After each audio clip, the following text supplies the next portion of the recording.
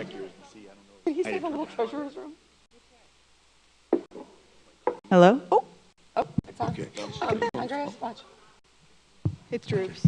I mean, I can talk like that, but. Mine's good. Oh. Hi there. Who's that? How's that? Is that Kevin? Very loud. Little droopy. How do you say this last name? Back to back. Say that last name. Laryea. Larie. On. Laie. No, He's so on. no R. I just about butchered that. Write it down. Write it down. So you know. My what? The handbook? No.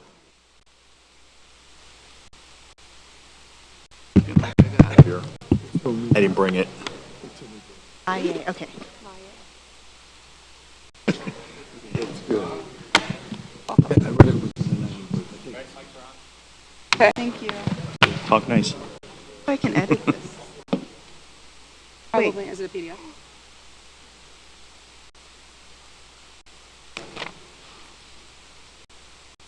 IA. Thank you.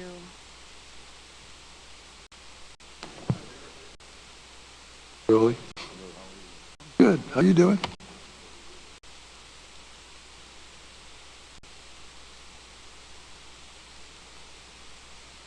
Glad I don't have to do that. I had enough troubles with my elbows.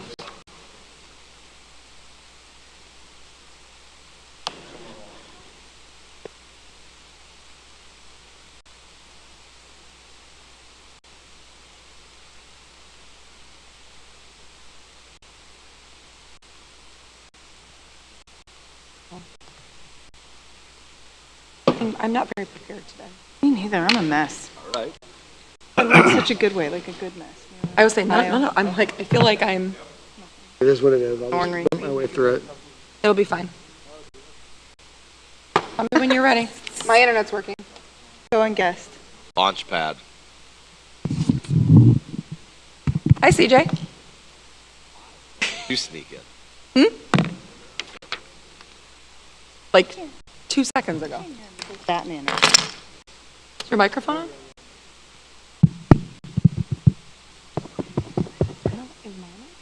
I heard. Well, I heard it over here.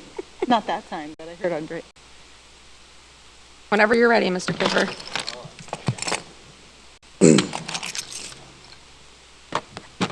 Pocket protector in.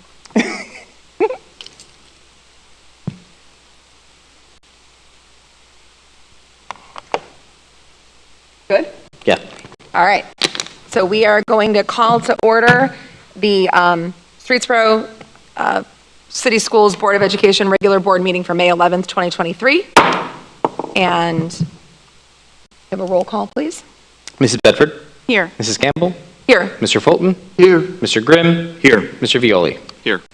Okay. You rise for the pledge.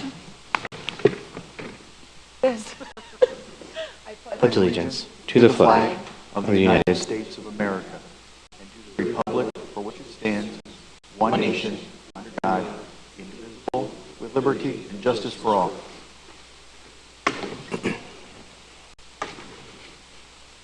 Okay. Moving on to public comments. The Board of Education respects the rights of citizens to speak at their monthly business meetings. Members of the public can address the Board of Education by signing the public comment form prior to the meeting. We do have public comments tonight. We have 2 public comments. Okay. The treasurer will monitor the time, and the board president will ensure the ground rules are followed appropriately. The board president will determine, I'm reading the wrong public content. Let me go back again. Community comments are one way for citizens to communicate with the Board of Education. When your name is called, please come to the podium and state your name, address, and topic. You will have 3 minutes to speak. Remember, this is a formal and official meeting of the Board of Education, and what you say becomes part of the official meeting record. If your comment involves a problem with a student, employee, or board member, please do not identify them by name. Keep in mind, we are meeting in a schoolhouse and in the presence of students. At this time, the primary role of the Board of Education is to listen and reflect on what is said. Sometimes we may respond or ask questions, but not always. Whether we respond or not, your input is valid. And I apologize for reading the wrong section first. First public comment, Laura Dupree.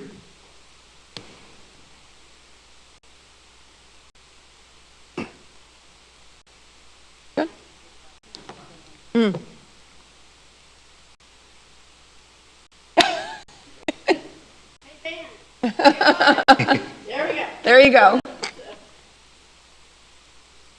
Yep. Yep.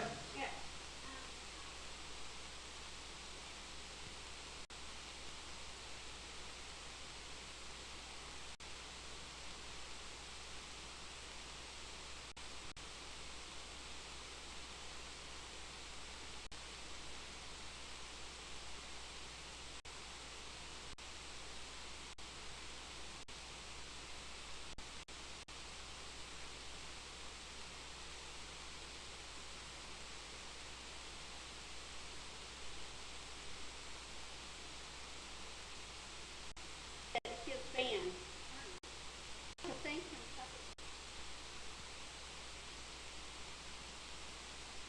Band is playing music that is so amazing.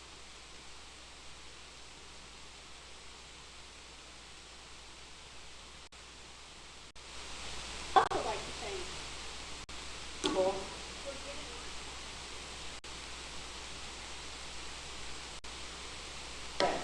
will continue.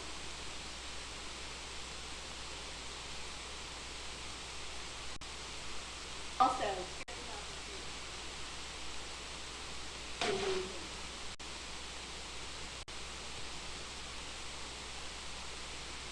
I would like to thank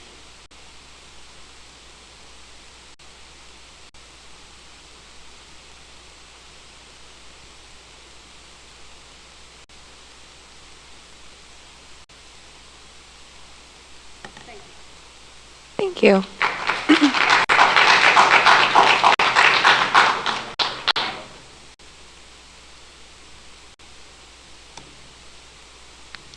The second and last speaker, Allie Scott.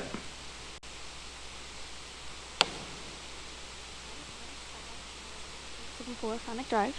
I am a freshman at the high school, and I am part of the throwers team for track. And I wanted to inquire about adding a concrete path down to the throwing pits. There's a lot of people that go down there to support us, parents, runners' parents even come to watch us to support us, and all the athletes that have to practice down there.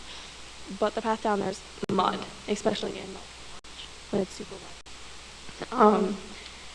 So we don't really get the adequate practice time that we would, say, if we were runners being on the track, because only one of us can throw at a time, things like that our coach would really appreciate it too, but she's not able to be here. And I was wondering if, since the band and choir boosters are adding or trying to add a concrete grilling pad next to the band concessions, if there would be a way that you guys could group the quote with, or at least try to, for a concrete path down to the throwing pits.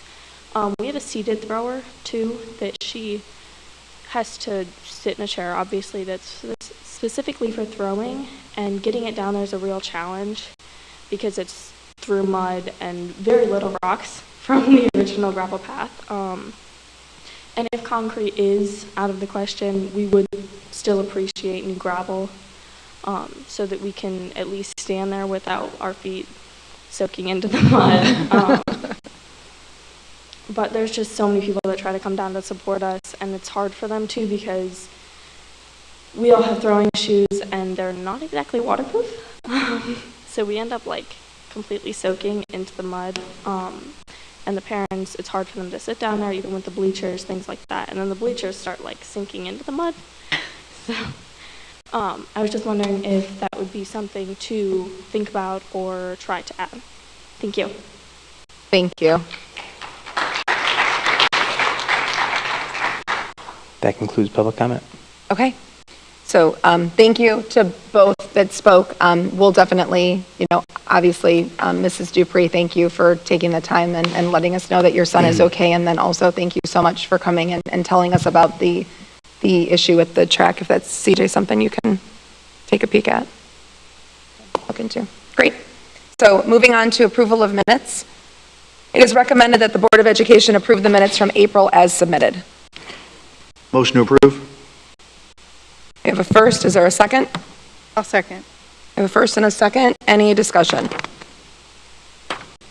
Hearing no discussion, Mr. Kiffer, can you call the roll? Mr. Grimm? Yes. Mrs. Bedford? Yes. Mrs. Campbell? Yes. Mr. Fulton? Yes. Mr. Violi? Yes. Motion passed. Moving on to superintendent's report. Thank you, Mrs. Campbell. I'd like to begin with, we didn't do this last month, so I'd like to begin with our positive reflections. I'm going to begin today, and then we'll go around the room, and then we have a guest that's going to share a positive reflection as well. So I have two. One, I would like to share what a powerful event we hosted last night here at the high school, our Mental Health and Safety Night. And we had some featured speakers, a lady from the Internet Against Crimes Against Children, as well as Mr. and Mrs. Woods, who shared their story. And we had kids here that were here to support and babysit some of the parents that brought kids, not the parents, the kids of the parents. Also, our CARES team, which is made up of our counselors, our school psychologists, our social worker, and they hosted breakout sessions, and they were absolutely amazing. And each breakout sessions were tailored to different grade levels of students. We didn't have the best showing, or I would say we didn't have the showing that we wanted to have, but the people that came gave us some very positive feedback, and so I wanted to thank our CARES team.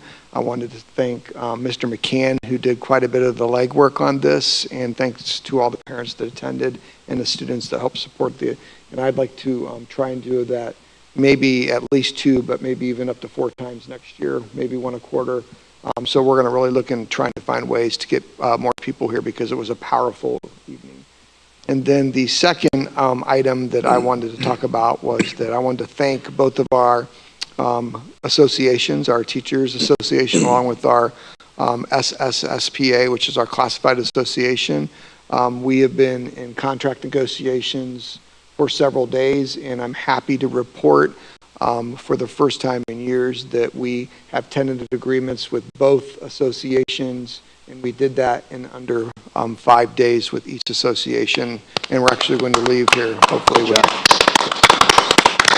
Excellent. So a lot of people worked hard, the groups, the teachers, our classified staff, and then our administrators that served on the teams worked really hard. So those are my 2 positive reflections. Yeah, so I'm going to piggyback off, Mike, you kind of stole my suggestion, or my positive reflection was our CARES team putting together an event last night that was amazing. Our speakers were amazing. A couple of weeks ago, Jesse Weinberger was here, PTA hosted an Internet Safety Night, and that was an amazing presentation. You know, both nights were not the attendance that we would have loved to have. The message is so important.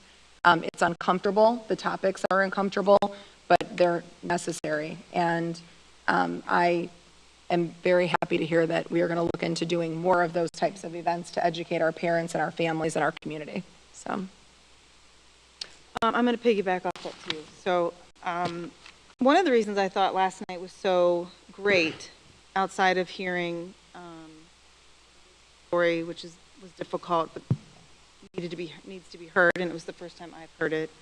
I also think it shows what we are doing in our schools. Mr. McCann, I sat in his presentation and listening to the things that our kids are dealing with, and the fact that he and the staff are picking up on all these things, and they know our kids, and they know when kids are being their true selves and when they're not. I think that's really eye-opening and something I hope our community can come and sit and listen to, because they know our kids, and it's so great that they do. Ira and Kelly had the Rocks for Grits, the girls program that Kelly's really working. Ms. Simmons is really trying to get going in this district. She's doing a great job. My son was actually talking to me about it, which I was really proud of. But we are doing some really cool things, and they don't always get talked about. They don't always get shown. And I was really, really proud to sit and learn things last night, because I thought I knew a lot, and I learned something new last night. So kudos to that team. Oh man, it's really loud.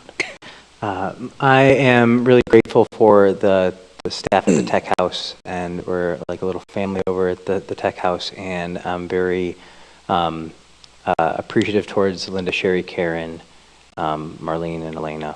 So, yep. And Linda. A couple of things. First, shout out to SCS and DEFRA Intermediate Schools for their reading events over the past 2 weeks. Both events brought in various school personnel and others from the public to read with students. It was a fun time, and the book at DEFRA, I need to figure out what's going on with that pie thing, because that's really getting on my nerves. I need to know what the end of the book is. So we're gonna finish reading that book at some point. And the ops team, I'm not gonna go into it because I believe CJ's gonna mention it more in detail later, but some likely big safety improvements coming to our schools to enhance what we already have, and I'll just kind of leave it at that. Thank you. Doing my normal walk in my neighborhood, and the neighborhood's telling me that things are going well here. I appreciate that. Just like to maybe get this report out of the way a little earlier too here. The Ohio State proficiency test concluded last week. The following proficiency tests were given: the language arts 3 through 8 grades. Mr. Fulton, we're just doing the positive reflection Okay, well, right now. positive reflection, things are good in the neighborhood. Excellent, thank you. Okay. Yoli? Yes, I'm going to talk about a couple different things, and they all kind of lead to the same thing that I'm going to reflect upon. Is I see new buses out on the road. They're nice and clean and well kept, and our fleet is in good shape. And we're going to be talking about two other items on the agenda tonight. One is the parking lot at DEFRA. And the other is going to be the levy renewal. And I just wanted to reflect on it, on the community, and their support that they've given this school district over the years. And I want to thank them for that support. So that's my positive reflection. I'm sure there's many other items that are a benefit of the levies and the PI, the levy that we put on, but those are things that kind of come to mind because we're going to be talking about that. Thank you. Sabina? Yeah, two people that go unnoticed during testing season that I want to recognize: Dan Stitzel and Rick Allhouse. Those guys make sure everything is happening, from checking internet, because of course the Wi-Fi always seems to be an issue around testing season. But Dan's running Chromebooks all over the place, making sure that we're all set, whether it's state testing, map testing, AP testing at the annex. I mean, those guys make sure everything is in line for our students so that it can happen. And I would not, this would all not be possible with Andreas Johansson's guidance to that team. So I'm thankful for those guys being on our team and supporting that, because I always know we're in good hands. Thank you. And then I'd like to invite Mr. Reno Contapelli from he's the Northeast Regional Manager of the Ohio School Boards Association, to come up into the mic and share one additional positive for everyone. Well, thank you for having me, and thank you for inviting me for your positive reflections. I'd like to thank all board members for serving. The time you have to put in, the time away from your family, the dedication it takes, so thank you. And then there's always one overachiever in the room. This year at our spring conference, and thank you, Mr. Bailey, for attending, we honor board members for long-term of service. There's about 3,400 board members in Ohio. Half of those board members will not run for election out of their first term or can't get reelected. So when you do 20 years, it's a big deal. We like to come to your board meetings and say thank you for doing 20 years, and hopefully we're back here for 25, and we get you a nice little wall certificate and the plaque. So Board Member Grimm, congratulations on 20 years of service. Congratulations.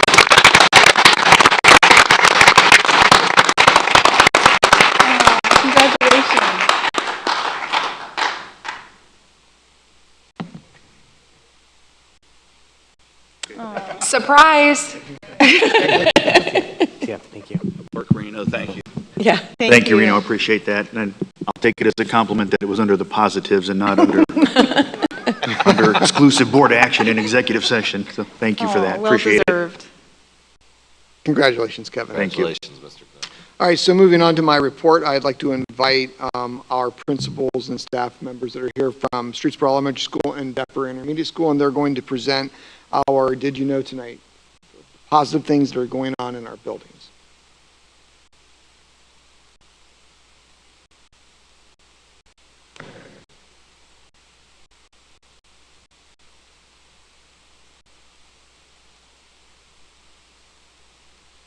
Hi, everyone. Thanks for welcoming us to present this evening.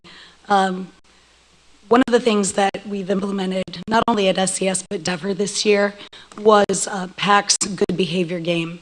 And one of the reasons why we implemented it was we really wanted to start working on having evidence-based practices at all areas within our school. So that's not just evidence-based practices with instruction, but also evidence-based practices with behavior.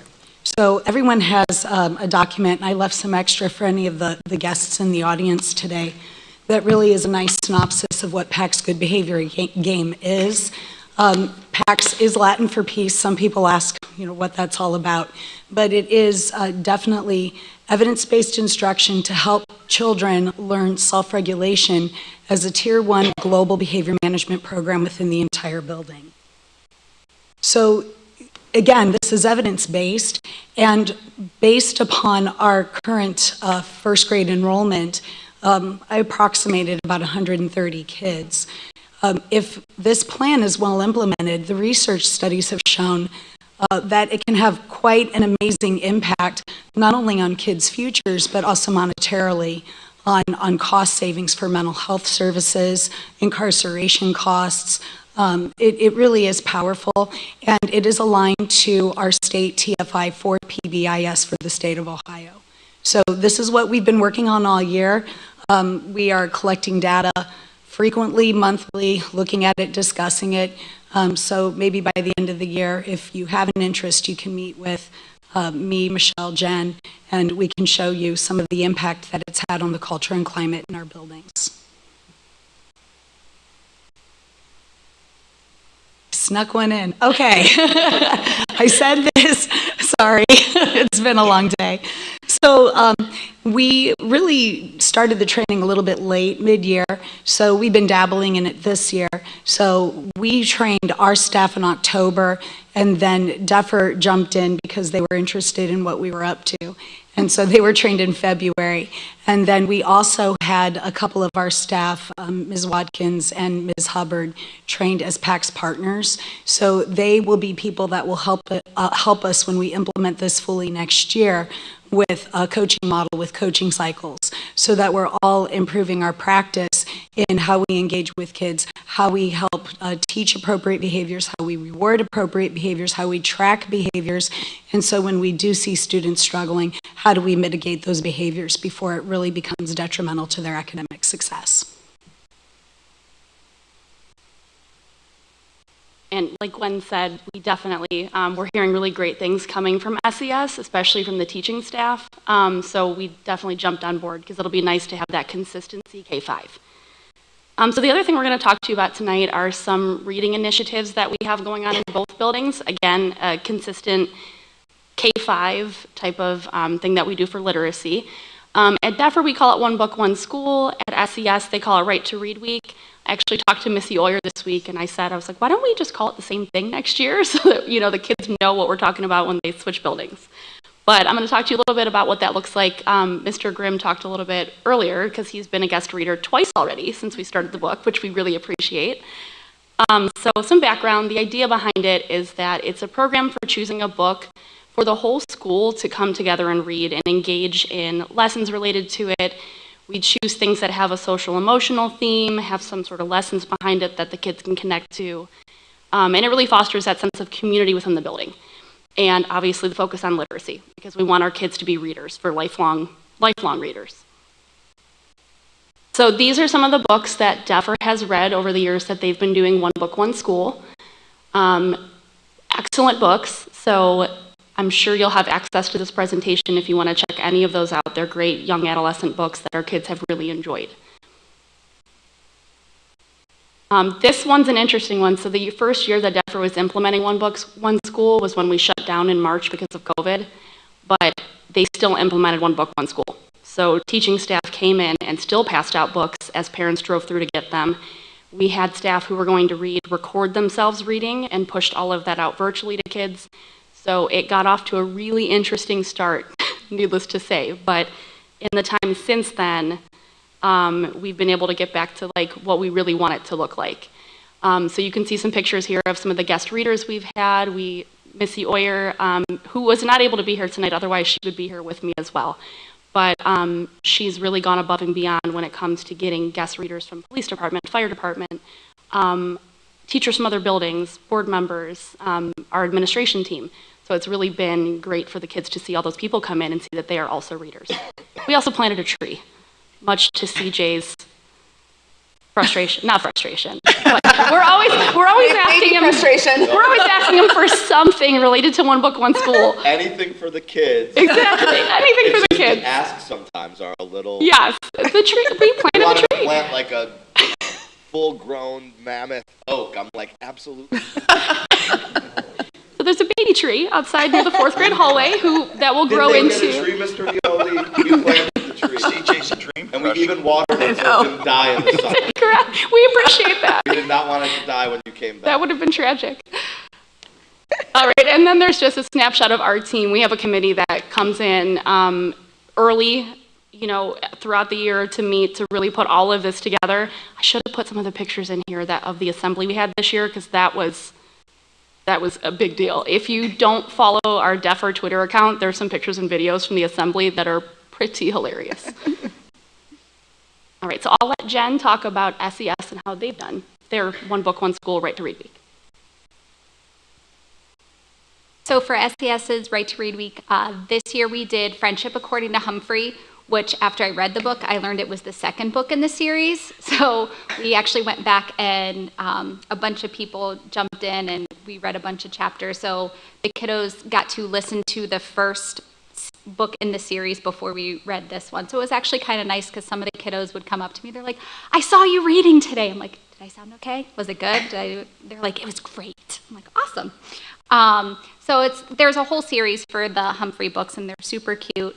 PTA did a fantastic job when they were decorating all the hallways and all the work that they put in was amazing. So every day during Right to Read Week, we did a book raffle at the end of the day. So one kiddo from every homeroom won a book. So we gave out plenty of books throughout the week so you can kind of see just some of the kiddos. There was obviously a lot for 5 days and 7 homerooms in every grade level. But so the kiddos got to come down, pick a book that they could take home and read with their families then at the end of the night.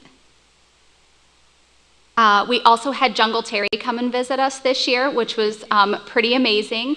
Even our preschoolers got in on it, and they were very excited for it. I was a little nervous because the snake is quite large.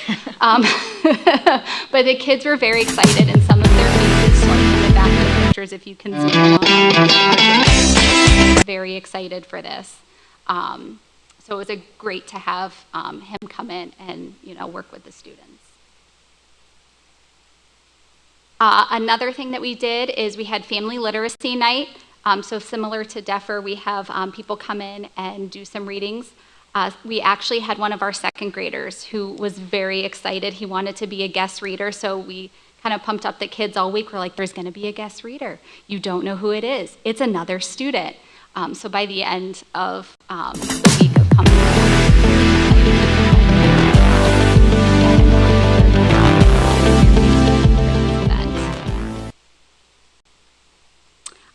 and then along with Family Literacy Night, there was a bunch of different activities to do in a variety of rooms so the kiddos could make little door hangers, make slime, make friendship bracelets, and then at the end of the night, they could bring up their little bingo cards and then they got to pick prizes. And then this is just some pictures of our SCS team. You can see kind of a lot goes into it. And the team did a really great job putting all this together. Yeah. It's so nice to see parents in the buildings. After the couple years of COVID and all the rules we had, it's just so nice to see people together. So, thank you. I think it gives a good view into what, I hope parents take, and I saw a lot of parents in that picture, but when we were at the different one, like just the things that you're doing to stimulate their little brains and move them, I think it's such a cool to see that window into what they see every day. So I appreciate you and the teachers staying after and doing that. It takes time away from your family. So I definitely appreciate that. And then Gwen, I was going to say, actually both of you, at SCS, when I walked through before Thanksgiving, and those kids were so calm. I don't know if it's because of this and what you were implementing. There was an excitement because it was before Thanksgiving, but at the same time, it was calm. Even kids that were having a little boy was having a meltdown, and you were like, "Here's what we're going to do," and you walked me through. Kind of, okay, he'll be fine in a couple minutes. I'll come back and check on him. But you had this way of, I've never seen SES like that before. So I thought it was really cool. I appreciate what you guys are doing there. Mrs. Bedford, if I could just tag in on that, say there, ladies. One of the keys to a positive school environment, an orderly school environment, which then maximizes learning, is consistency. And school-wide behavior plans have been around for a while, but one of the biggest asks when we were looking for a new principal and assistant principal at Streetsboro Elementary School was we want to have an environment where kids have fun, they smile, but it's orderly and respectful. That was the biggest ask. And when Mrs. Abraham, she did this program, I believe, in Garfield Heights, and when she talked to us about wanting to implement a school-wide behavior plan, we were very excited because that really is, in some respects, the magic bullet. And then when I heard Mrs. Kravitz saying that, hey, let's keep that consistency going at Defer so the kids from pre-K through all the way through grade 5 are going to have the same set of expectations, K-5, that again maximizes learning. And I will tell you that this is my 13th year in the district, and when I walk through Streetsboro Elementary School and Defer Intermediate School, it is exactly what elementary should look like. They're positive, they're calm, they're orderly. Kids are smiling, staff is smiling, kids are learning, the cafeterias. There's always a little noise in the cafeteria, but it's under control. And so I wanted to thank all three of these ladies for all of their work, but I'm specifically calling out the PACS program that you guys are doing because to me, that's the difference maker. And with that, I think that we're going to start to even see a more positive upswing in achievement. So, board, I wanted to say that to you because the power of a school-wide behavior plan, and the staff bought into it, and they're buying into it, and they're working hard to do it. So thank you, ladies, for doing that. Thank you. Okay, next up, I would like to invite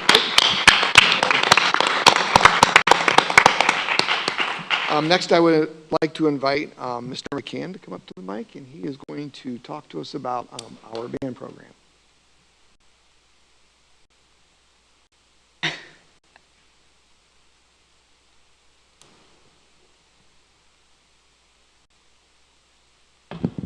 Good evening. So I wanted to take the opportunity to recognize our band program. As you heard Mr. Paree speak earlier, the great things that we're seeing from our students in our band program is just absolutely terrific. A number of honors that we want to kind of recognize. So what I would like to do is any students who are in the band, feel free to come on up because we want to recognize you guys.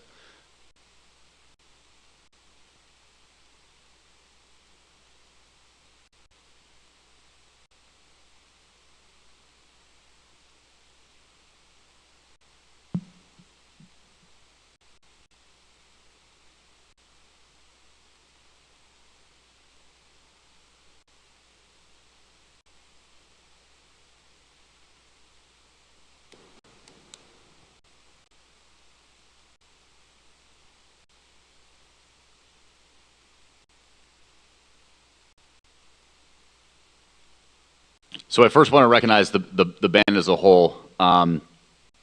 So this past spring, our concert band took part in 2 different performances, the OMEA district performance in which they earned a superior rating, which is the highest rating that you can earn from OMEA, and then a few weeks back at North Royalton High School, the band performed in the state competition for the first time in what we think to be, as Mr. Pre said, about 30 years, and they earned an excellent rating, or a rating of a 2. Just a fantastic job all around. I was able to hear them in Revere, hear them in North Royalton, and they were fantastic. So the growth that we've seen from our band since I've been here has just been terrific. So that's the first thing I wanted to recognize, is just, the fact that they were able to earn a place at the state competition for the first time in almost 30 years was just a tremendous accomplishment. So congrats to you guys.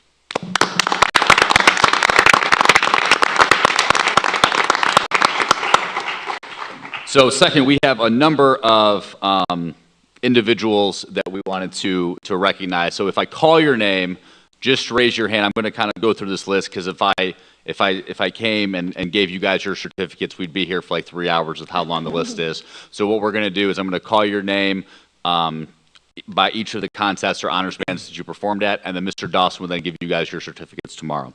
So the first group I want to recognize is those who took part in our solo and ensemble contests: Jasper Atkin, Jacob Cantelmo, Cody Dupree, Jordan Lytle, Tyler Paul, Aiden Sadowski, and Elizabeth Slaughter.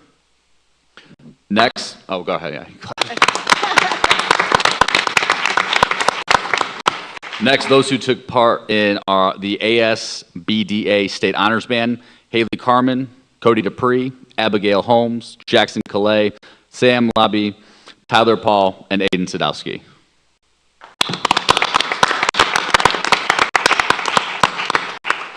Next are those who participated in the Notre Dame College Honors Band: Finn Atkin, Jasper Atkin, Ali Gayax, Zoltan Kasai, Twanisha McLaughlin, Kylie McMullen, Elizabeth Slaughter, and Riley Suchi.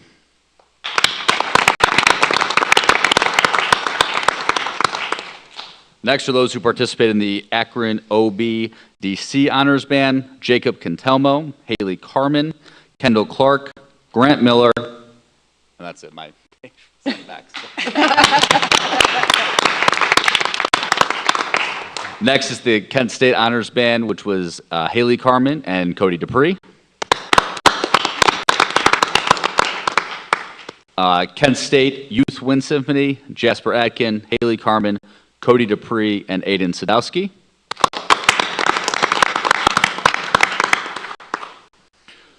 And last but not least, the Ohio Northern Honors Band: Jasper Atkin, Jacob Cantelmo, Haley Carmen, Zoltan Kasai, Sam Lobby, Twanisha McLaughlin, Tyler Paul, Aiden Sadowski, Elizabeth Slaughter, and Jaden Weiss.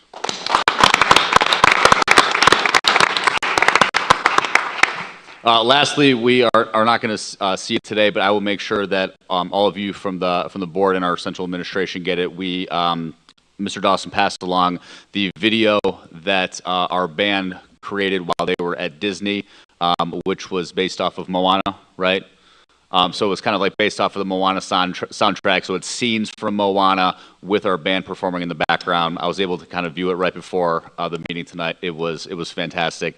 A lot of great opportunities that our band has been able to take part in the last couple of years, and we look forward to seeing more of this in the years to come. So congrats to all of you guys.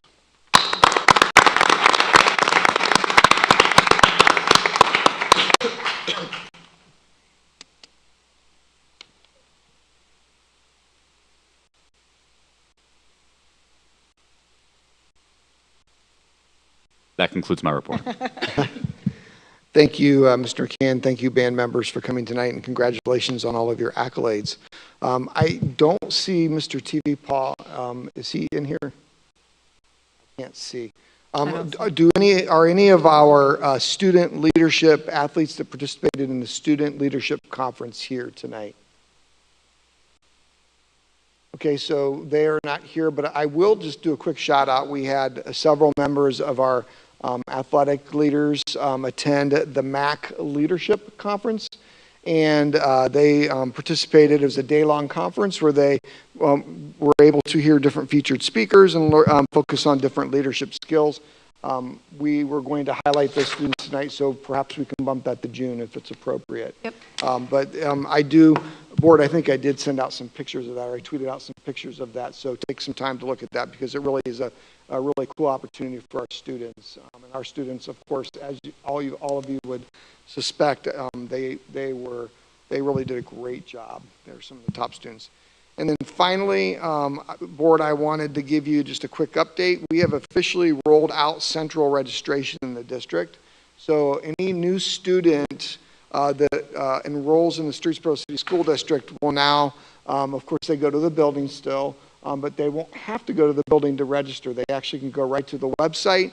It's a click or two away, and it takes parents to final forms where they set up a new account. They can create their new student account, upload all of the forms, and then that information then is funneled to our central office, our secretary that handles curriculum instruction, Danielle Clayton, and from there, then she makes that student active and then rolls that back to the building, and the buildings make contact with the new families for, obviously, for tours and some visits.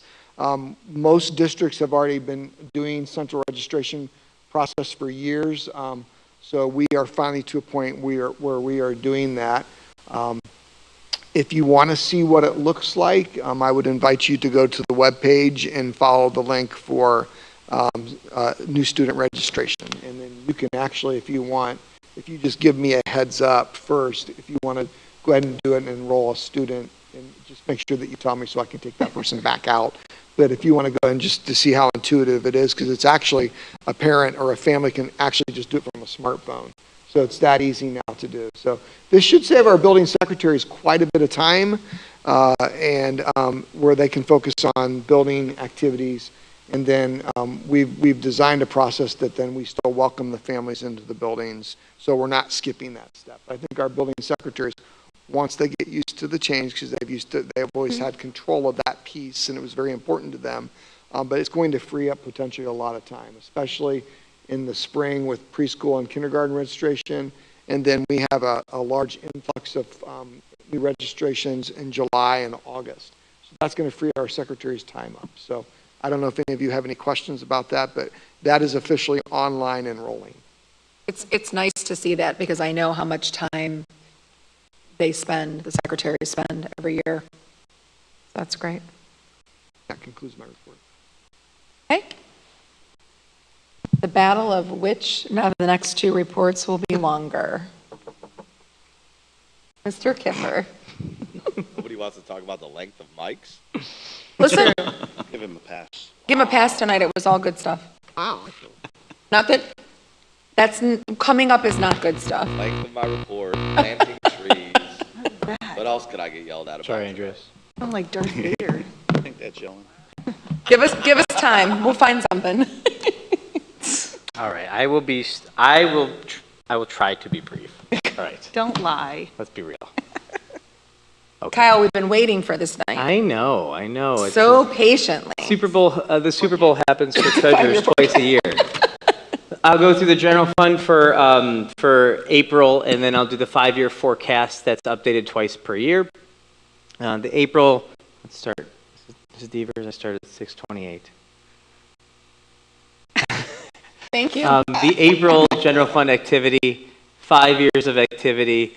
We ended April with a cash balance of $12.7 million, which is higher from last year, probably about $1 million. And that's through our mainly our two state foundation payments, as well as a lot of student activities that come through April and then the start of May for graduation. And then you can see how that compares to the revenues and the expenses from last year. Last February had 3 payrolls. That's why it was so much higher. So because of the 26 pays, some districts do 24 pays for more consistency, but we've been doing it every other, so you'll get those months of instability sometimes. All right, so let's go on to the forecast. I've been here before. I've talked about it. This is rooted in ORC for public school treasurers to do this twice per year, and then I go and submit to the Ohio Department of Education, and then the Ohio Department of Education, as well as the Auditor of State, looks out at general fund balances, deficit spending, and if it's 3 years, a large negative number, I forget the percentage, I think it's 15%, then they contact the districts and for what plans are, or if any, and we're not there.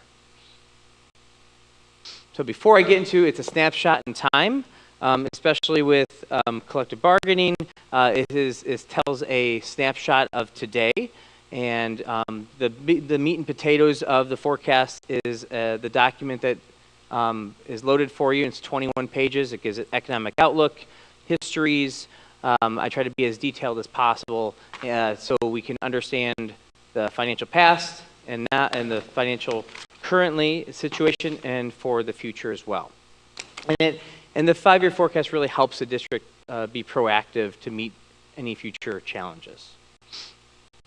I kind of went over this. It's on. It's basically divided into 2 sections: revenues and expenditures. You will see. I do like to add the ESSER dollars within the forecast, just for the board to take a look at how much the district has had and how much has been expended so far when it reaches sunset date of next year of September 30th of 2024. I did, stemming from the enrollment study back in February, I did add this to the forecast, so this is just something for the district to take a look at through enrollment, and this really could be updated for every forecast going forward due to the detailed amounts of the state foundation payments and the state foundation reports that the district gets twice a month. This was updated for our pandemic dollars. We have 2 left over. We have our ARP Idea B. 32,000 have been expended thus far from 100,000. That's for a teacher. And then we have our main ARP, some people say ESSER 3. This was passed by the Biden administration once President Biden took office, and our total allocation was $1.9 million. And then we've currently expended $1.3 million. It's a team effort on these ESSER dollars, and it's a team effort really led by Mr. Isle, and I communicate with Mr. Isle frequently, so I'm really appreciative towards his leadership of the ESSER grant and how we expend that equitably and to get dollars into the classroom for those kiddos. This is basically a revenue versus expenditures. So naturally you can see the expenditures, the revenues, and our cash balance is in green.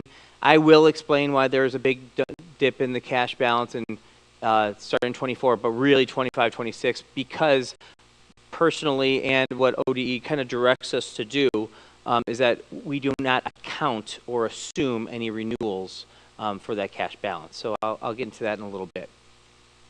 And that's really because of the 9 mil levy that's coming up for renewal, and then the other renewal levies next year. This is a true cash balance. Basically, it's taking our expenses, dividing it into the days, the calendar days, and really, if revenue stopped and expenditures could continue, how many days can the district go on before that general fund is at 0? And so this is without the levy renewal. So you can see we start dipping into the negative at fiscal 26 and fiscal 27. And then with levy renewals, the picture is a little bit better, and we dip into the negative in those days in fiscal 27. Is that the end of the year? Yes. End of the year numbers, so 2023 would be. Correct. Yep. And once we reach the end of the year, and we'll get to the expenditures, I can update to the actual numbers. So it's the forecasted numbers now. So here's the general revenues and assumptions. So where the money comes from: 28.6 million. 76.5% is from our local dollars, our taxpayers, residential and business taxpayers that we are greatly appreciative and support the district. And that's the majority and lion's share of the dollars. And then there is a very important piece of state foundation, and that's 22.6 for this current year, and that's through the restricted and unrestricted dollars. And again, those flow consistently twice a month through the natural state foundation payments. And I always have to think about the state foundation payments, and it's the opposite of payroll. So that's how I get it. Like, when's the payment coming in? It's the week that we don't have payroll. This is just another graph. I mean, really, this shows the local share to the state share. So both vitally important. And I do mention, and going forward, and I'll mention this a couple times, you'll see that 22.6%. That is the state foundation dollars that is currently going through phase 2 of the Fair School Funding Plan in Columbus. And for purposes of the forecast, because I don't feel comfortable assuming what the General Assembly will do. I'm very hopeful, but you'll see in those revenue signs, which is something to get in the back of your head and understand, is that I'm hopeful that there are increases from the Fair School Funding Plan within those state foundation dollars for next year, for the next biennium, for the next 2 years. That would be phase 2. So that always have that in the back, is that I'm not including those because I'm not assuming those, because the General Assembly and the governor has to sign the biennium budget by 6:30.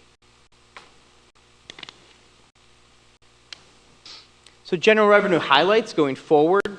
Portage County will undergo an update for values in tax year 24, which will likely receive a modest increase in revenue. And remember, it's not because of values, because of what the auditor does in terms of increasing or decreasing values. Really, over the past, 30 years, it's only decreased values once during the Great Recession. House Bill 920 comes into effect, and that's why I say a modest increase, because then our millage is changed by the county. So just because if a property valuation goes up 20%, that does not mean the district is receiving 20% more. There are 2 important levies for renewal through the community, that if the district, if the board does vote on the 2 resolutions, those would be on the ballot. And then I mentioned the House Bill 33 for the further implementation of the Fair School Funding Plan. Again, it was passed by the House. It's going through the Senate. And they are doing, and the Senate Finance Committee is holding hearings for and against House Bill 33 within the past couple weeks, and I think it completes this week or next week.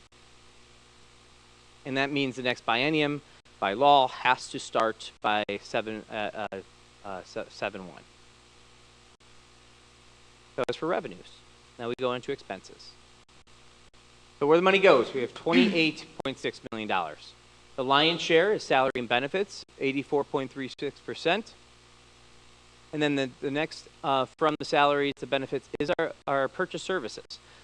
Purchase services can sometimes be misleading, because we know the salary and wages are 58% through our team members of the district, whether a teacher or any support staff, administrators, aides. But then purchase services is also very important to kind of point out, because we do have some team members that are maybe through an ESC or another vendor that are part of the team.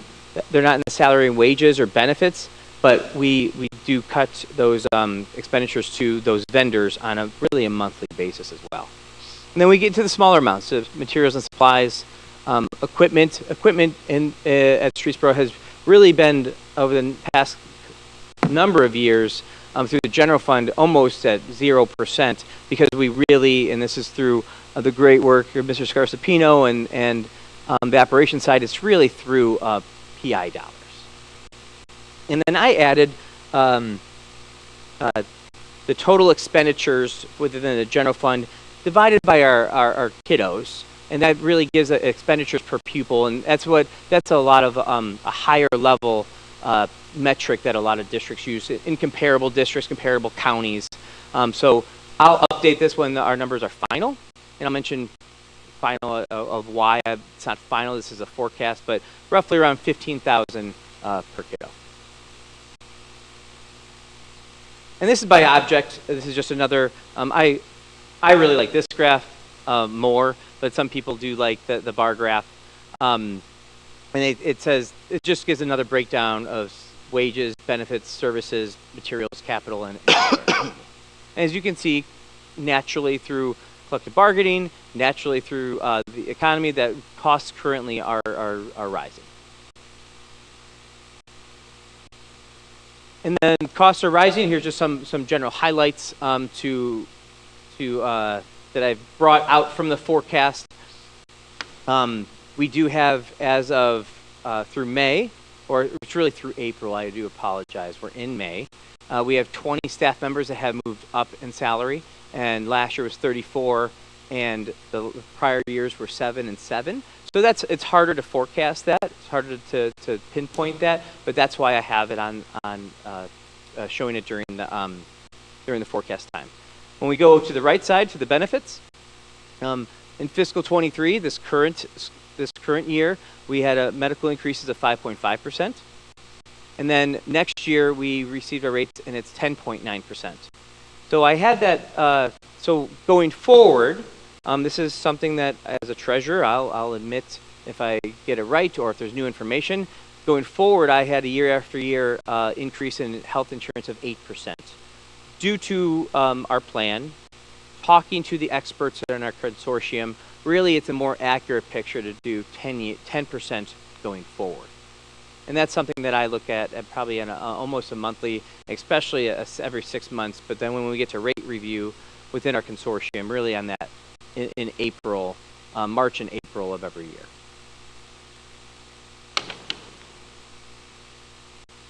As I mentioned, purchase services. This includes our utilities, any legal services, any lease agreements, our nursing services through Akron Children's, our contracted education agreements, and really you'll see an increase in purchase services from really a variety of all of these, what I mentioned. And then contract education or nursing services or prices go up on their side as well, which then in our new agreements do cost more for the district. So it's important just to monitor purchase services going forward.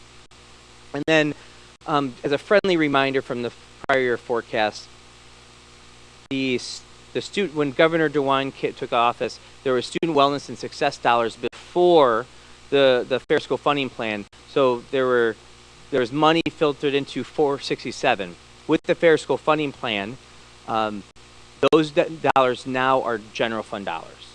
So from October, those 467 funds, those dollars were expended. So we don't have a fund 467, and then they got rolled into the general fund going forward. And the majority of that, as I put for purchase services, the majority of those funds are going to for team members that are hired through the ESC. Working with the Finance Committee, we have established a operating transfers out. Really, an operating transfer out is an expense from the general fund to another fund. So from the left side, we have going forward our transfers to 035 for retirement benefits for the future. And then on the right side are general transfers, mainly if, for example, if athletics goes into a negative, and typically in the past few years that has not happened, but it really is for food service. So that right side is really, and it's really an art, not a science. It's communication between nutrition group. It's communication with operations and Mr. Scarsapino, and that's really would be evaluated on a yearly basis and seeing what the trends are.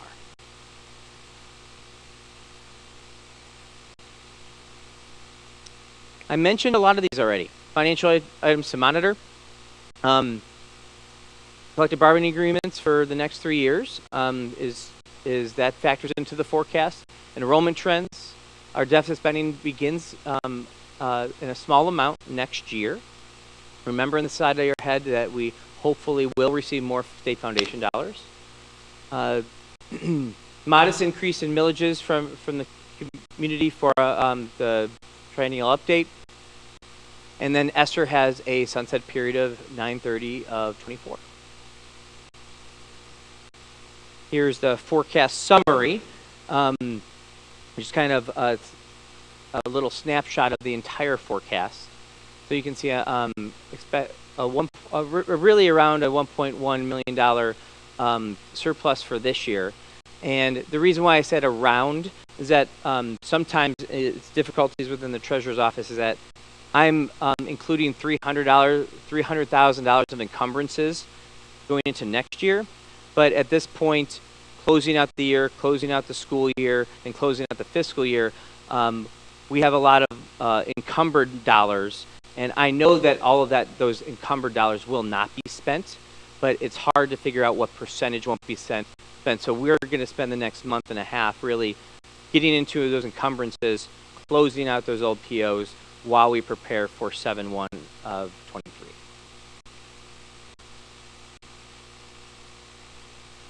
Look at that. I already mentioned everything. I have a comment. Yes, if you don't mind. Can you go back one screen, please, to that small chart? Andy Lesek is coming, like, in my head right now. He always is when we talk about this stuff. He always is when we talk about this stuff. Because he always said, look at that line 6.01. And when you start deficit spending, you got to start thinking about what you're doing. So I just wanted to leave that out there. That's it's not a lot, but and then you'll potentially have the renewals will come in on 7.01. And everything does compound. That's we why don't want to be deficit spending too long. And thank you, Mr. Viola. Just have a copy of this on front of you. Huh? You have a copy of this in front of you as well. Thank you, Mr. Viola, for mentioning that. So you'll see line 11.020.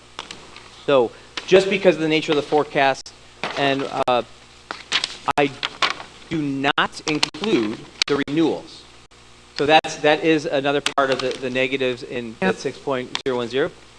And so the renewals are included if the community supports that at 11.020. So it kind of gives two different conclusions to the same equation. That makes sense. 2024, there's no levy taken out of there for that one. That is correct. Right, that's what it is without them. And then if you look at 12, that's what it'll be. Correct. So if we had those, you see at the negative, the red and in 27, that is a long time out. That means that nothing is changing. That is a long period out. But I think ODE would have an issue if that red was in fiscal 26, especially fiscal 25. That's why Matt Jordan always told us it's a snapshot in time. Snapshot in time. Start off with that. What's that? Matt Jordan said that? I mean, it'll change. Yeah, it'll change. Yep.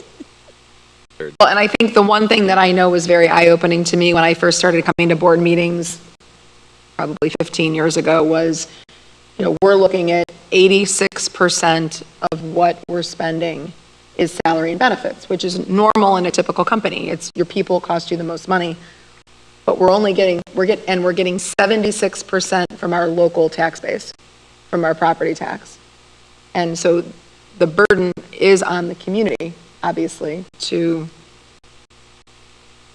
that's why they're so important, and we're so thankful when we have these issues passed. Well, I think that these graphics also emphasize the importance of our renewals. I mean, this community has made significant investments in our schools, so our renewals, as you can see, are critically important to the health of our district, because when you look at the line that Brian pointed out, 6 whatever it was, that was without assuming a passage of a renewal. Right. So then you throw in those renewals and that red line goes way out, but you can't take that for granted, obviously, as Kyle just said. But it emphasizes the importance of renewals, and with the new laws that are potentially, or actually the new Attorney General ruling that's gone into play, it's going to make school districts, it's going to make it more difficult for school district officials like Kyle and myself and school board members to go out and advocate for renewals and for new money, because that is actually going to be against the law to do that, and so then that burden falls onto a community. So we are working through that right now, but I didn't mean to jump in on you. Can I just add something really quick? I don't want to hijack the presentation or anything like that. but Time on his. it is It's on his important. clock. It's about finance. It is important that we remember that 9 mil levy was asked to get passed. We said that we were going to try to get as much out of that as we could, Yes. between 5 to 7 years, and if we could squeeze 10, we would. We're there, guys. Like We are. that's Yes. it. And it's showing where we were and the fiscal responsibility of the school district up to that point. Because we were starting from behind when we asked for that 9 mil, and we needed that 9 mil to get us caught up. So that's crucial for everyone to know that and remember that. That's all. Well, and I also think it's important, I mean, we've seen it, and I've seen it on my now 4 years on the board. We are doing so many things to bid jobs and find cost savings, and, you know, CJ and Kyle, I know, and Mike, you guys have all worked together to do what was best and find the best pricing on things as they came up, so that doesn't go unnoticed either. I mean, that helps us stretch those dollars out. Everybody's costs are going up. I know. And lastly, with that, you will see a resolution under my recommendations. There is a House Bill 140 that went into effect last year. So for renewals, if the board chooses you still have to pass the 2 resolutions, but the second resolution has to be submitted to the county 90 days prior. So that's why we're starting. It's May. It's May, and we're starting the process now. Thank you. That concludes my report. How do you do? I don't know about that one. Okay, well, we'll see. We still have another one to go, so. Oh, that was good. You did Mr. good. Scarsapino. So I know it looks like a lot, but some of these are just like brief things. So this evening, we're going to ask you to approve 2 rental agreements. We have 2 more agreements that have come through, both dance companies or dance items. So you'll see that under our agenda this evening. I wanted to note PermCo and VTC, virtual training. So we graduation plan all the time and try to figure out how to get better. Myself, Mr. McCann, Andreas, Megan Rumsey, and Elena. And so this year, it was like, okay, we loved that we did fireworks, and we would like to figure out some more things to do. Last year, food was free, right? So we could put on breakfast and everything, and there was no charge, no cost. Yep. So when we were talking, I said, well, listen, I have a pretty good relationship with Patrick O'Malia, the Economic Development Director for the city. I said, let me see what we can work on together and see if we can figure out how to get this event sponsored. And I appreciate Patrick very much. He's helped with several things with myself in the school district. And so I gave him a call, and we came up with a game plan. And PermCo and VTC said we would absolutely love to be part of this event. And they donated $4,000, which will pay for fireworks, the senior breakfast, and part of the luncheon, if not the whole luncheon.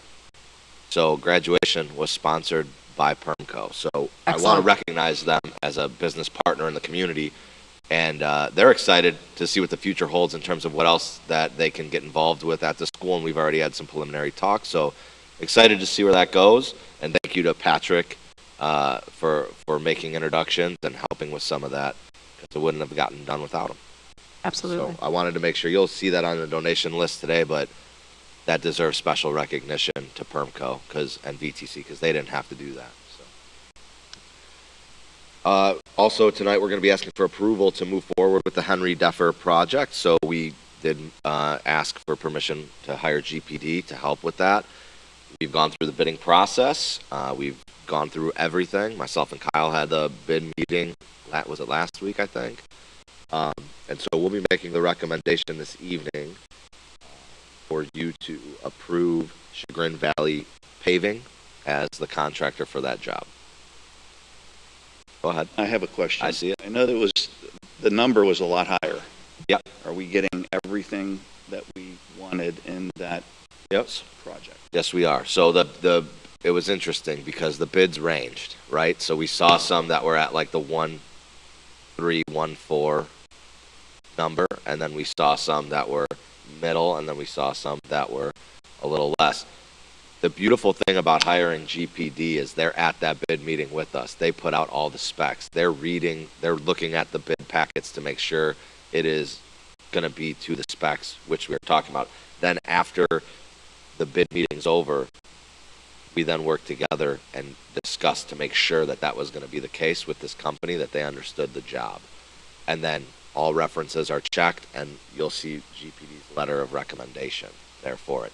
The only thing that we didn't go with, we had it as a bid alternate, was to get the heavy-duty asphalt, I guess you would call it, like in the playground area, but that's not necessary for this job. So we didn't decide to go with that. The I funds, thank you to the The I community funds, thank for you to the supporting community. those Absolutely. dollars. And I'm going to just kind of probably stick my foot in my mouth here. Is there any way you can get them to bid you on that path that young lady is? I was just going to ask. So- that. So was I. So where we're at with that path, and thank you for bringing that up tonight, but that path, we were asked about that path about a week before track season, to be quite honest, and we didn't have enough time to make that happen that quickly. So it's not something that is out of the realm of possibilities, but we need to finish this project, finish a few other items that we have on the docket, and then see kind of what's left. But that is something that is definitely on our radar, and we are looking into it with the hopes that it can be done by next track season.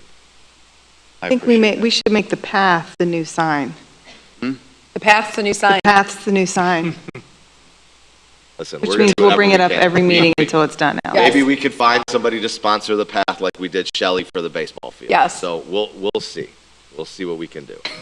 Pressure's on. But we There's a are world of looking into it. opportunity. We are looking into it.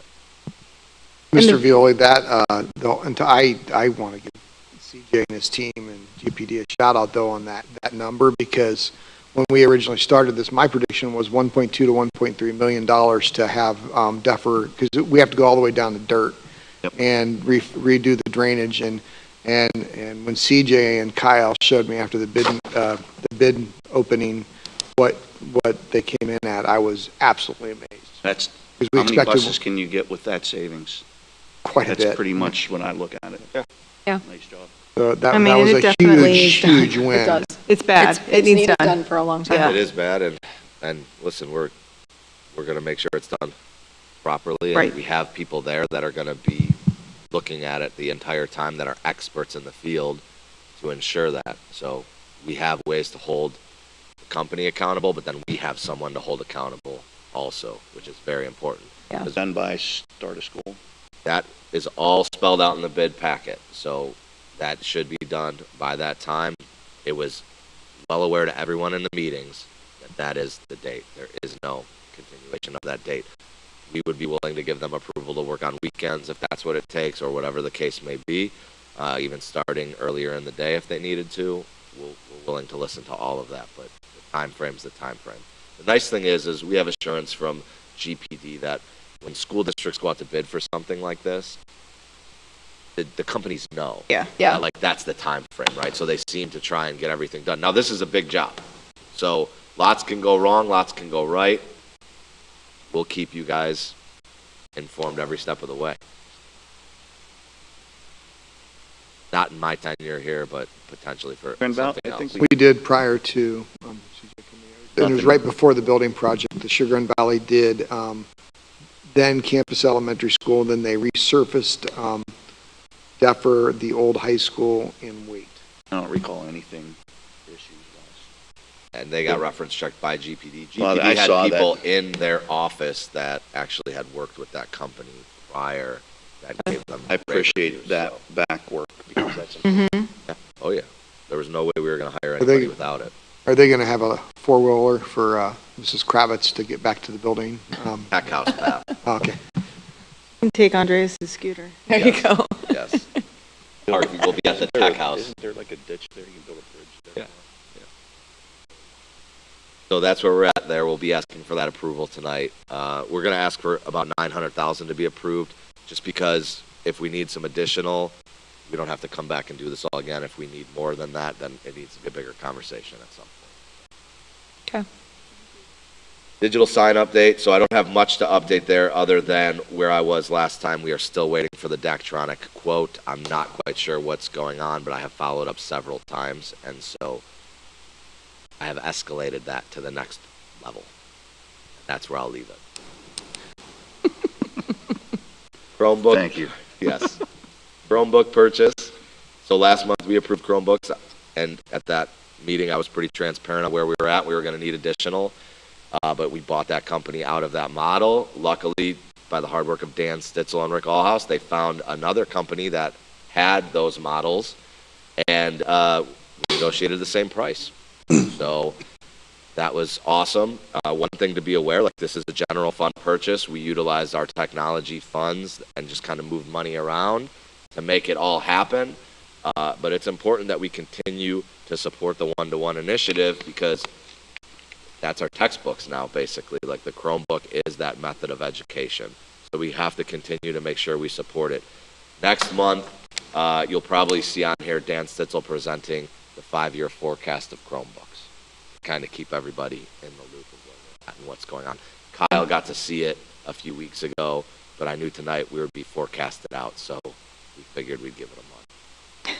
We have to equip our kids with those things. I mean, they have to be ready to go to school. Well, and with those. they're disposables, right? Unfortunately, they're They going to are. get beat up. Yeah. We're going to have to replace them. Yep. Technology's going to change. I mean, Correct. it's a commitment we made Correct. when we made that decision. When the team looks at this, they look at the Google licensing, right? Like what year can it update? Right. Yes. So you could get a more expensive model and get it updated maybe 5-6 years out, but you know that Chromebook's not going to last you 5-6 Correct. years. It's going to get dropped, beat up, banged around, all of those things. So this purchase and the last one that we did last month, those update through 27. Okay. So we'll get a good lifespan out of it. Good. And then the OFCC safety grant, I just wanted to mention that through the hard work of the operations team, Andreas Johansson and myself, we have been awarded $400,000 in OFCC safety grants, $100,000 for each building. Originally, the middle school wasn't going to be allowable because it was within a 5-year window of when it was built. We kind of pushed back and said it was, additions, not a new building. And it was like a few months out. And so they pushed back on us and we're like, come on. So I think we made our case because we were able to procure the funding. So what we're going to do with that, it's going to be discussed with building principals, myself, Mike, Kyle, obviously, and Andreas. And we're going to kind of look at some of the items that were in some of the facilities reports that we had done to see what falls under safety issues and what doesn't, to see if we can attack some of the things on that list. But probably some swipe access in certain areas that don't have it, some additional cameras, things like that. So when we're ready for that, we'll let you all know what we're doing then. Okay. But I want to thank the team for the hard work on that because there was 5 rounds, and I will say this, we were disappointed after we didn't receive the first few rounds, but it's a blessing in disguise because when those rounds were out, the pool of dollars that was available was smaller, so we probably wouldn't have gotten $100,000. We probably would have got like $47,000, $50,000, $60,000, depending on the plan.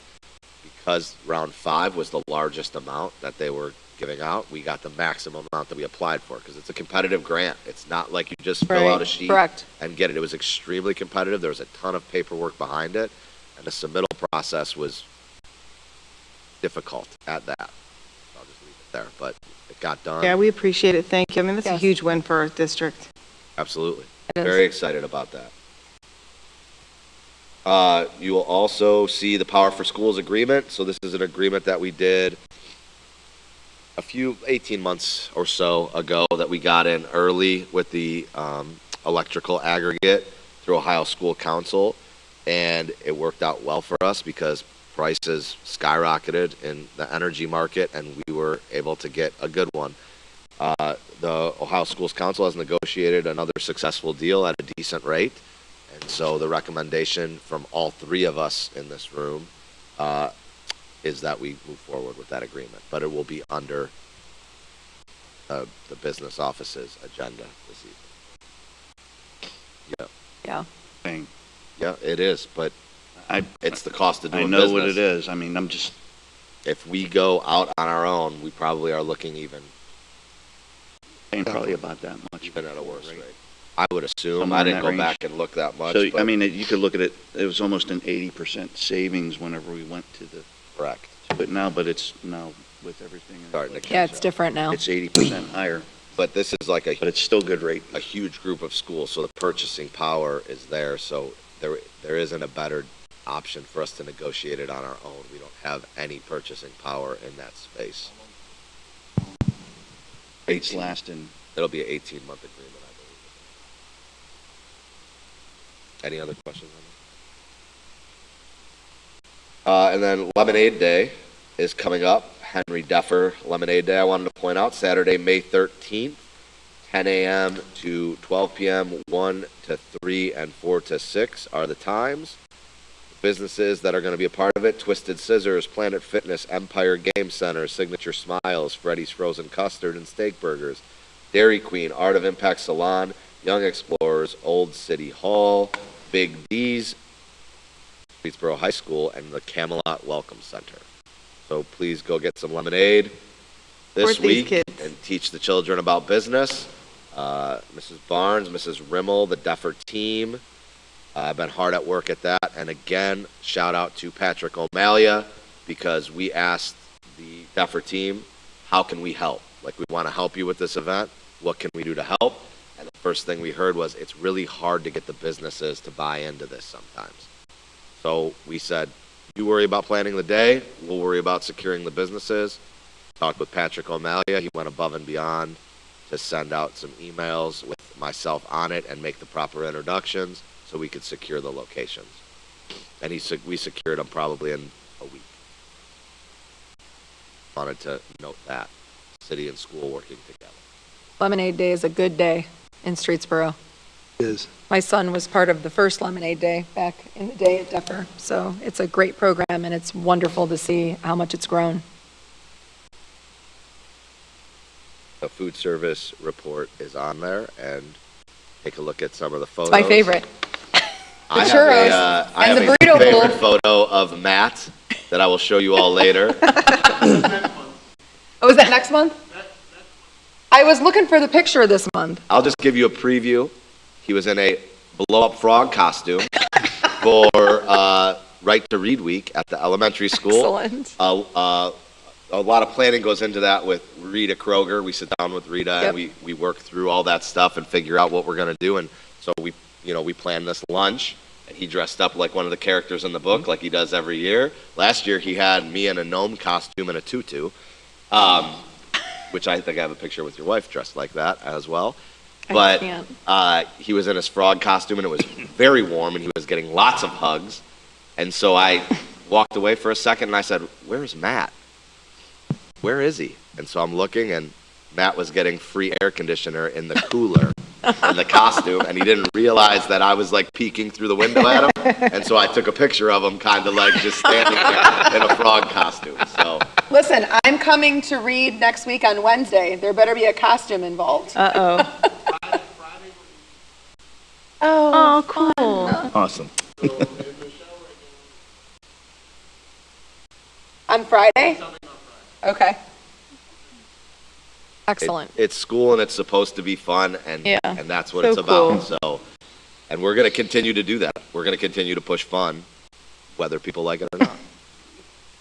The more uncomfortable they get, the better it is. All for it. Excellent. That concludes my report.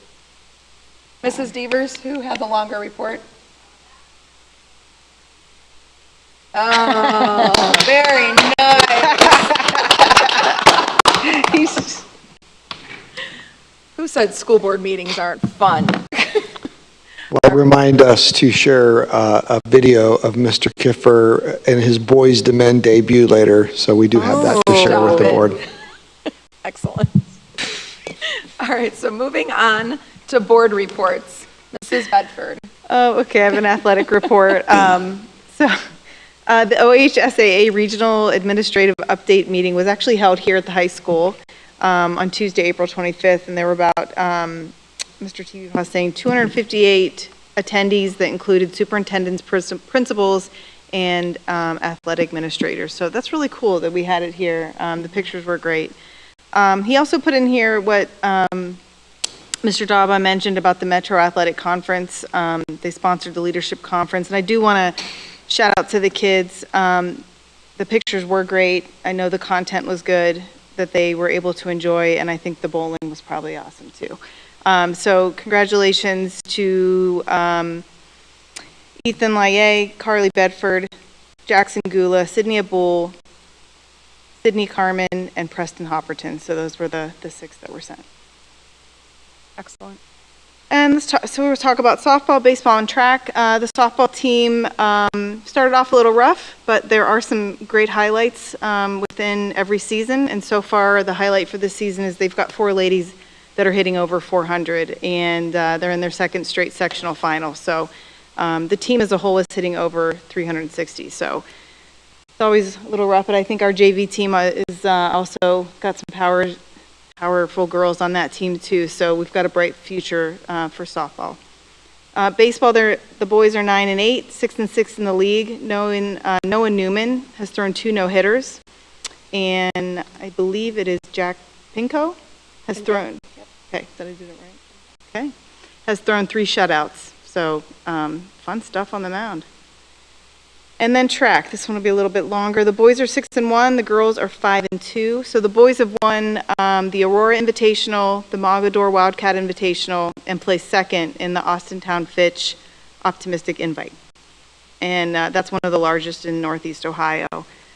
And Makai Schuster was an MVP in Aurora and Poland. And we're currently ranked number 1 in 5 events in the district and ranked in the top 10 in several state events. So they're always good, I think. Always good stuff going on there. The girls have already qualified our seeded athlete to the state meet in 4 events.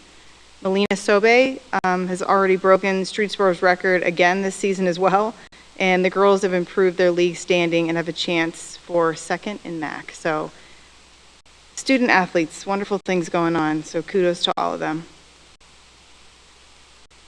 Okay. From an educational foundation standpoint, the Educational Foundation awarded scholarships at Senior Scholarship Night on May 4th, and our next meeting is in June. PTA, I do not have an update for. Mr. Grimm. Your last chance to hear the student band members play next week. DEFR's premier concert, 7 p.m. on the 16th, the high school spring band concert on the 17th, middle school band concert on the 18th, and the middle school and high school spring choir concert on the 19th. New and returning band members at the high school will have a marching band season kickoff on May 30th. So even though the school year is ending, they're already talking about next year. And a parent meeting will immediately follow the student meeting. Good news for the high school, State Route 14 construction between Portage Point Drive and Diagonal Road is expected to wrap up sometime late next month, weather permitting. And State Route 43 widening project will continue through fall of this year, then resume next spring with full project completion expected sometime late in 2024. Okay, Mr. Fulton.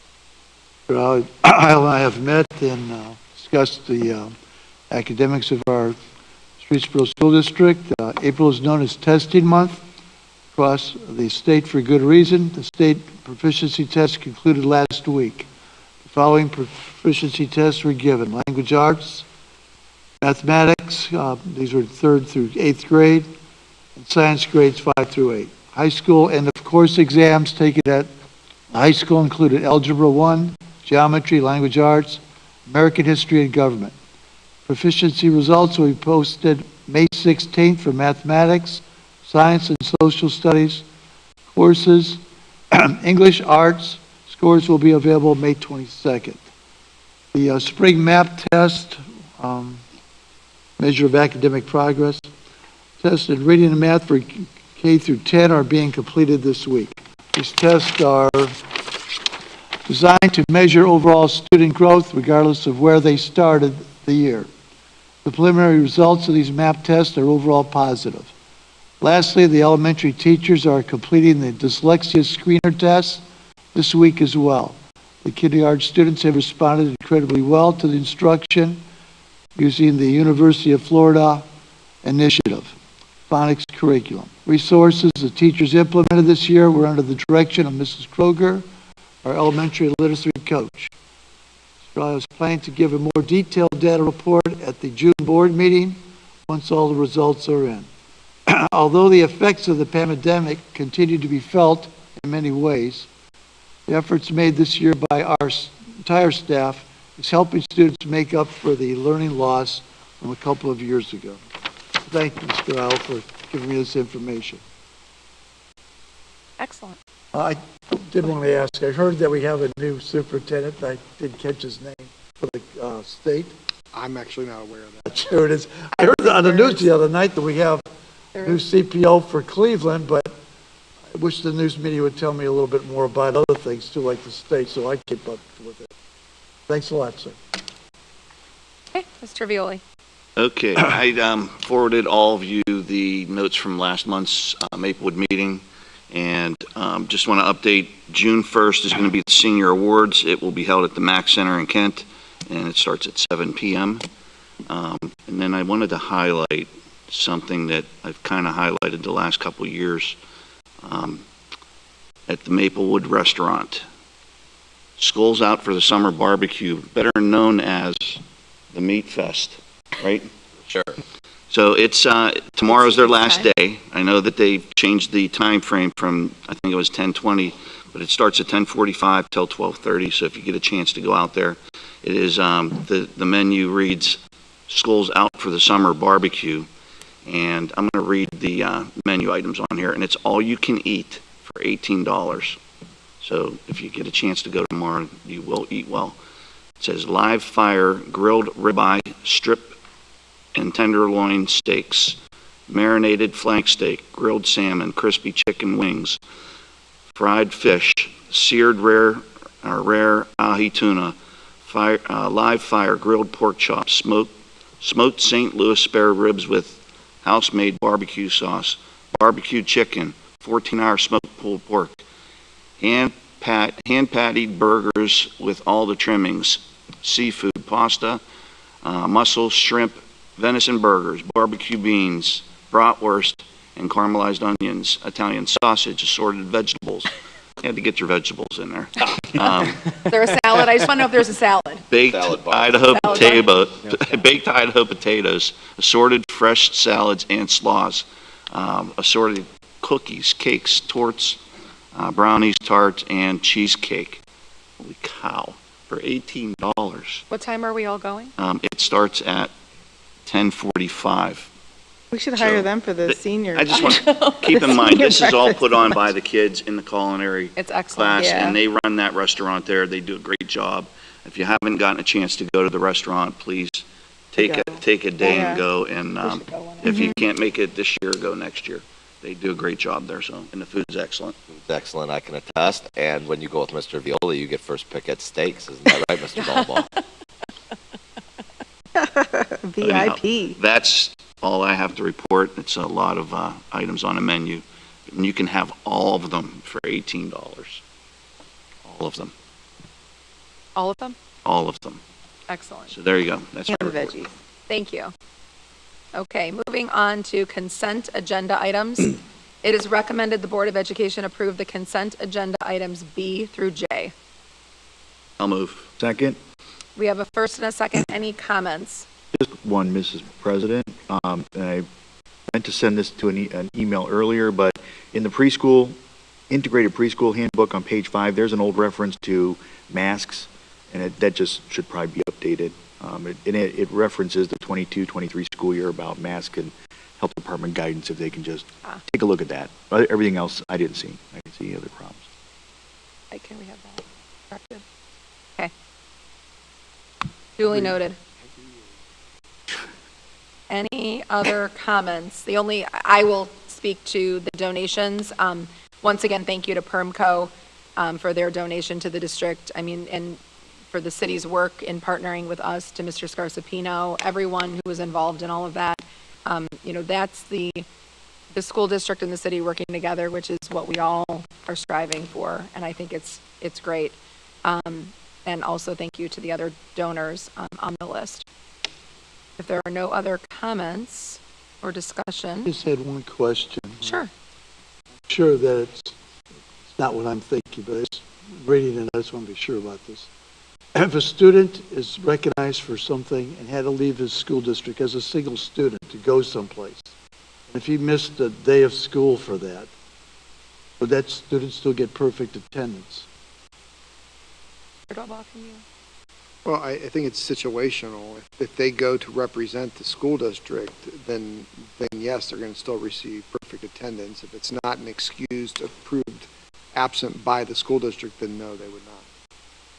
I just want to know because sometimes in the career of a student, they may have to go someplace for a state honor of some type as an individual. Say we got a perfect score in ACT or something or whatever.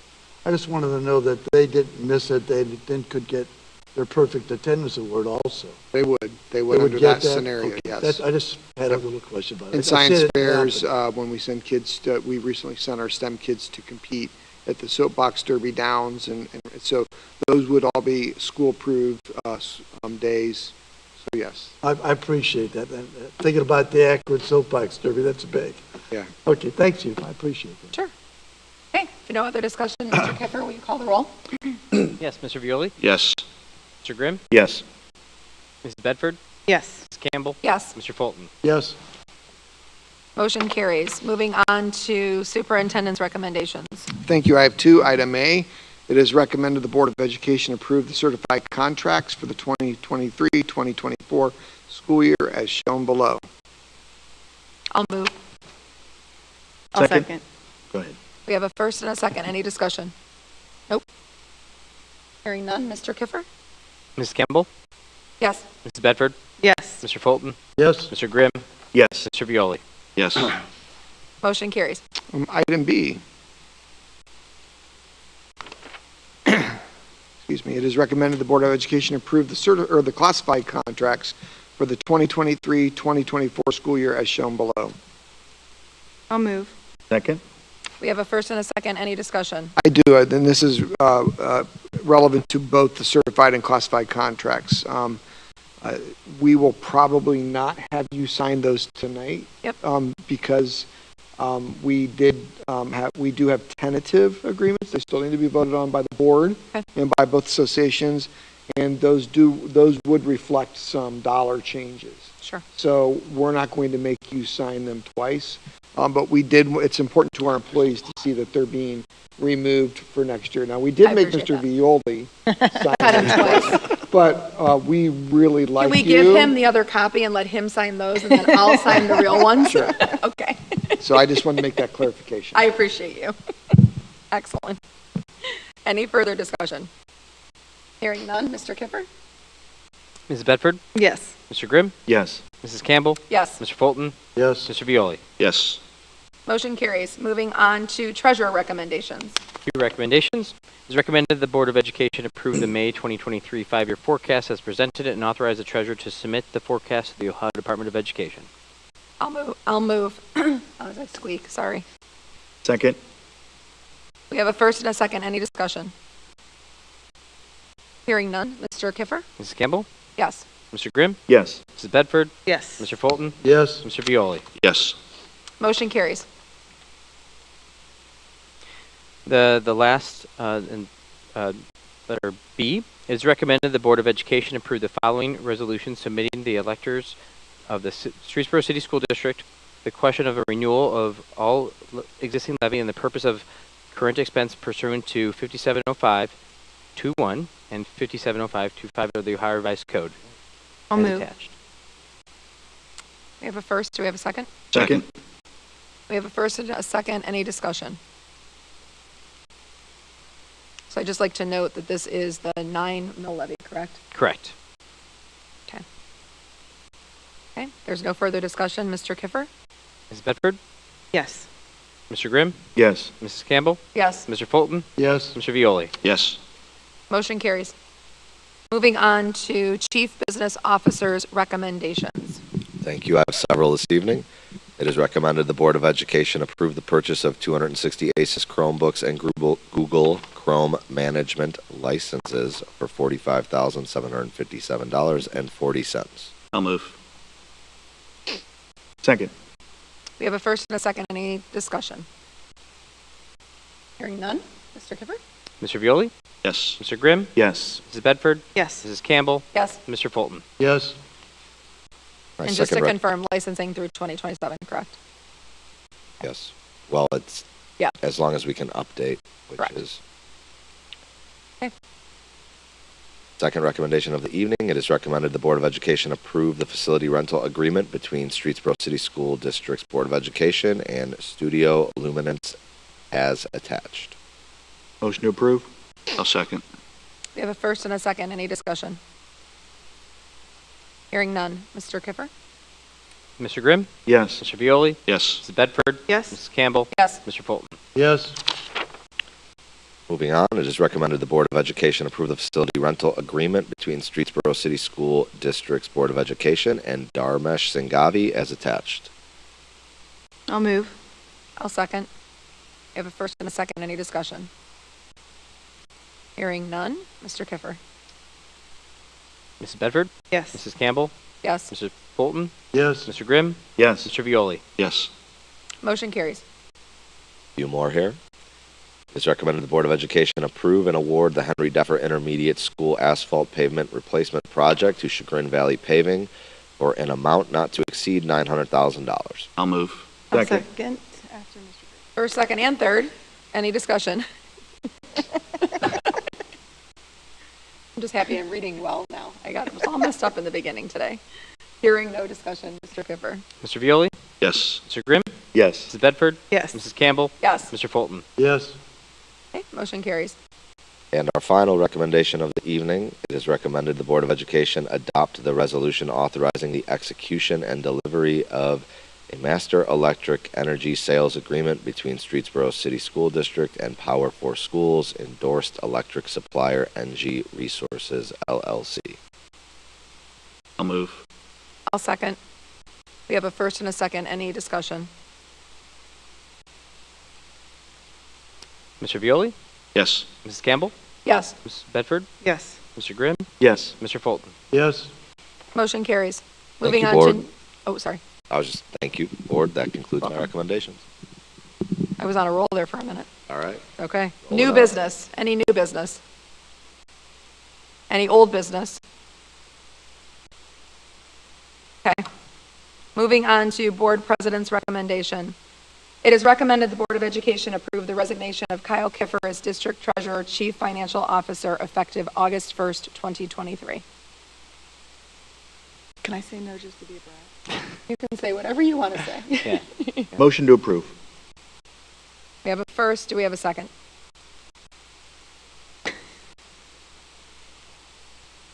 I'm I'll not doing second. it. Mr. Violi, second. Okay, discussion. No. Thank you. I've already had a discussion with Mr. Kiffer. To say I'm disappointed is an understatement, but there is some understanding as to why he's making this move. Leave it at that. Yeah, and I would like to say thank you to Mr. Kiffer for the time that he spent in our district and for continuing the work that Mr. Scarsapino did. Your work here is incredibly appreciated and you will be missed terribly. Thank you. You're welcome. Mr. Kipper, thank you for helping me. As a new board member, I truly appreciate all the help you've given me. Thank you. Thank you for engaging our community, allowing them to ask you questions, putting a board, putting a group together. All these things there's big shoes to fill. Thank you. Big shoes, but I'm very, very happy for you personally. District that you're going to is extremely lucky to get you. Thank you. You will be missed here, buddy.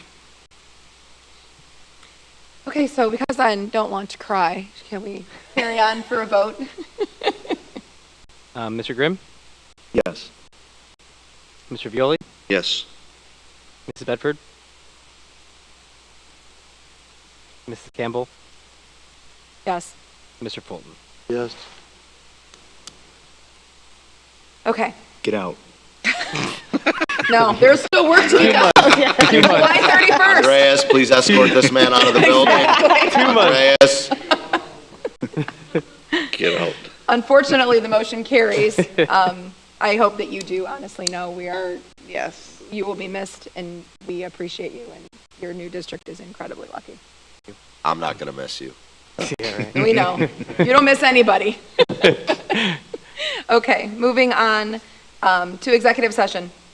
It is recommended the Board of Education enter an executive session to consider the employment with respect to a public employee or official, to prepare for, conduct, or review negotiations or bargaining sessions with public employees concerning their compensation and other terms and conditions of their employment, and to discuss matters required to be kept confidential by federal law or regulations or state statutes. So moved. Second. We have a first and a second. Any discussion? No discussion. Mr. Kiffer. Mr. Violi? Yes. Mr. Grimm? Yes. Mrs. Bedford? Yes. Mrs. Campbell? Yes. Mr. Fulton? Yes. Okay, motion carries. We are now in executive session.